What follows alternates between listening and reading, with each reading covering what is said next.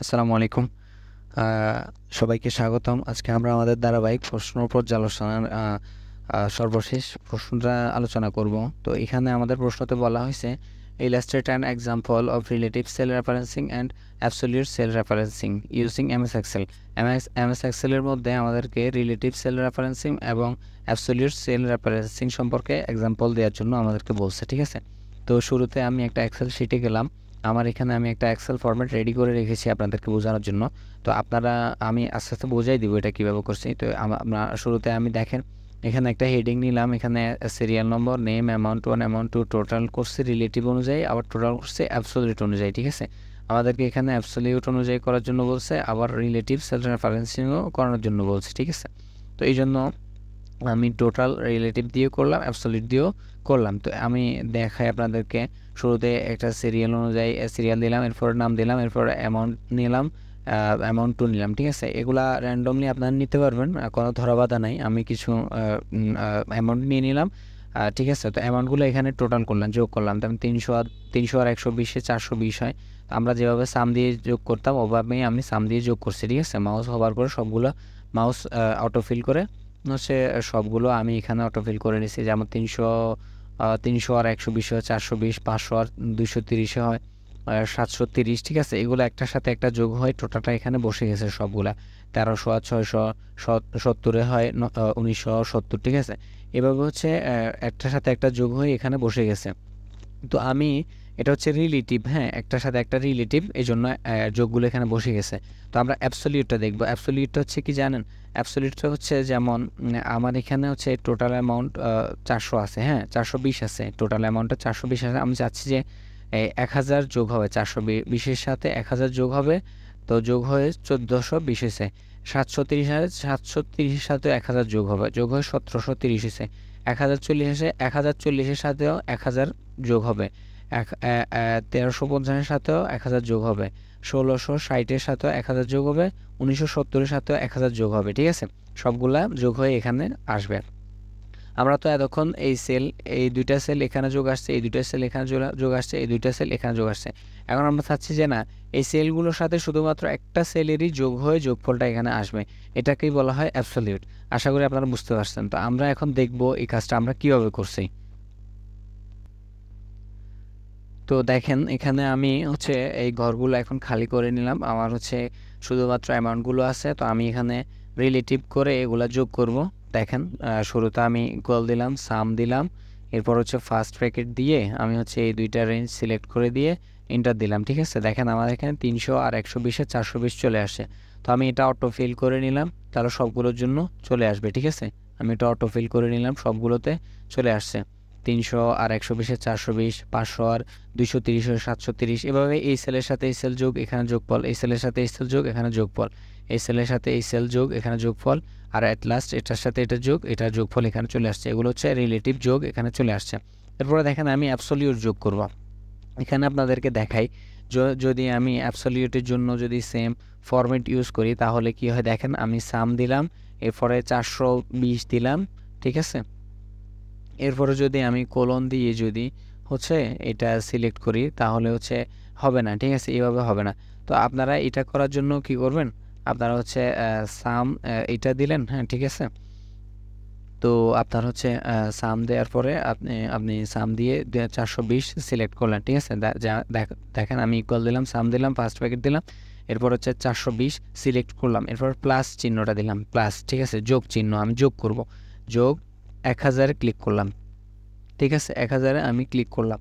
তো এখন এই 1000টাকে আমাকে এখানে লক করে দিতে হবে, যে আমি সবগুলোর সাথে তো আমার শুধু 1000 যোগ হবে, এজন্য আমি এই 1000টাকে আমি এখানে লক করে দিতে হবে। তাহলে আমি দেখেন লক কীভাবে করব, $সাইন এইচের আগে এবং পরে আমি $সাইন দিয়ে দিলাম, ঠিক আছে?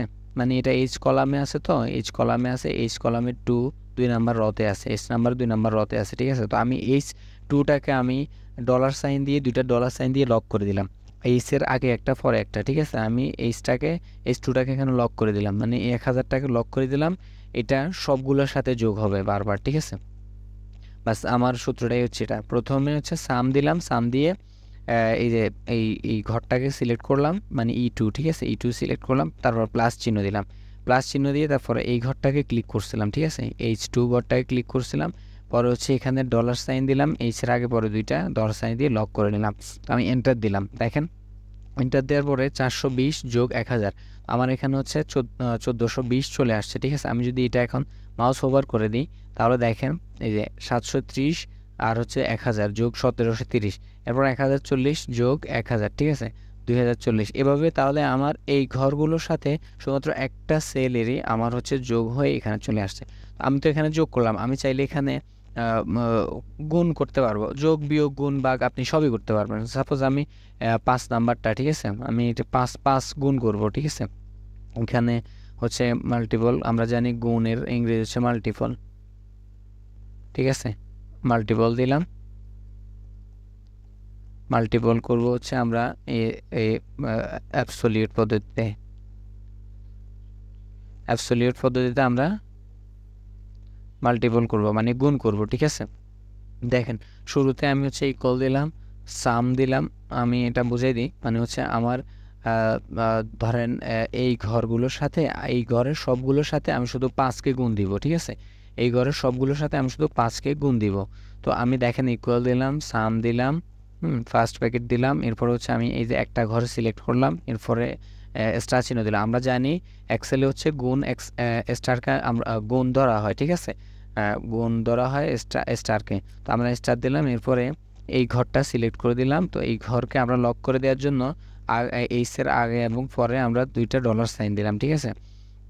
আমার এখানে এইচ আসছে কারণ আমার এটা এইচ কলাম, আপনাদের যে কলামে থাকবে ওই কলামের নামটাই আসবে, ঠিক আছে।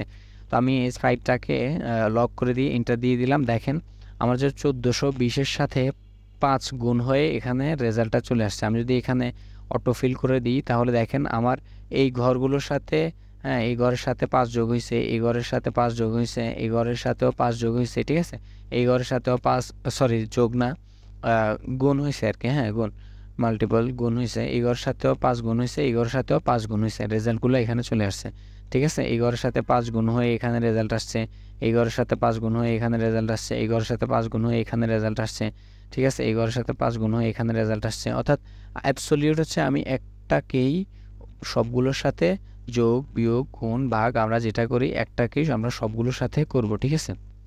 এভাবে আমরা অ্যাবসোলিউট পদ্ধতিতে যোগ বিয়োগ গুণ ভাগ করতে পারি। তো আশা করি আপনারা অ্যাবসোলিউট এবং রিলেটিভটা বুঝতে পারছেন। রিলেটিভটা হচ্ছে এটার সাথে এই ঘর সাথে এই ঘর, এই ঘরের সাথে এই ঘর, এই ঘর সাথে এই ঘর, ঠিক আছে, এখানে যোগ চলে আসছে। কিন্তু অ্যাবসোলিউটটা হচ্ছে আমি একটাকেই সবগুলোর সাথে যোগ অথবা গুণ অথবা বিয়োগ অথবা ভাগ করব, ঠিক আছে। তো আশা করি আমি যোগ করেও বুঝাইছি, আবার হচ্ছে গুণ করেও দেখালাম। তো আশা করি আপনারা অ্যাবসোলিউট এবং রিলেটিভ পদ্ধতিটা বুঝতে পারছেন। তো সবাইকে ধন্যবাদ। আশা করি আমাদের যে প্রশ্ন পর্যালোচনা ছিল 6টা, আশা করি আপনারা সবগুলাই বুঝতে পেরেছেন। আর যদি না বুঝে থাকেন কমেন্ট বক্সে অবশ্যই কমেন্ট করবেন কে কোনটাতে কোনো প্রবলেম আছে কিনা, আমি ইনশাল্লাহ সলভ করার চেষ্টা করব। তো সবাই ভালো থাকবেন, সুস্থ থাকবেন, আল্লাহ হাফেজ, আসসালামু আলাইকুম।